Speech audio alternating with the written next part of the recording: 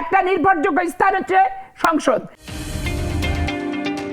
আপনার একটা টিভিতে না, বাংলাদেশের সব টিভিতে আলোচনা হয়েছে। একই জিনিস যদি আপনি চর্বিতে চর্বণ করেন, এটাতে আপনার টকশোর মান নষ্ট আমি হবে। করি। ধরেন আমি একটাও সিট পাইলাম না, হবে। তুষার ভাই একদম খুব ক্লিয়ার প্রশ্ন, ধরেন আমি একটাও সিট পাইলাম না, সংসদে কেউ নাই, যেই অপরাধগুলো সংগঠিত হচ্ছে এগুলো কি জাস্টিফাইড হয়ে যাবে? এটার জবাব আপনাকে দিতে হবে না? ধরেন আমি ডাল ভাত, আমি বাচ্চা, আমি নতুন পলিটিশিয়ান, আপনি তো দায়িত্বশীল সরকার দল থেকে রিপ্রেজেন্ট করেন, এই খুনের জবাব আপনাকে দিতে হবে না তুষার ভাই? কেন দিবেন না? এই জবাবটা দেন। আপনি আমাকে খুনি বানাতে চাচ্ছেন, এইটা কি আপনার প্রধান দায়িত্ব? না না না না, আমি বানাতে চাচ্ছি না। নাকি যে আপনি আমাকে খুনি দায় দিচ্ছেন? আমি তো খুনি বানাতে চাচ্ছেন, আপনার ডাটা দিচ্ছেন, আপনি দিচ্ছেন। আপনি সংসদ যেখানে আছে, পার্লামেন্টের সকল ক্ষমতার সকল আলোচনার একটা নির্ভরযোগ্য স্থান হচ্ছে সংসদ। সেখানে সংসদীয় কমিটি আছে, সংসদীয় কমিটির সভাপতি আছে, অবশ্যই দিবেন।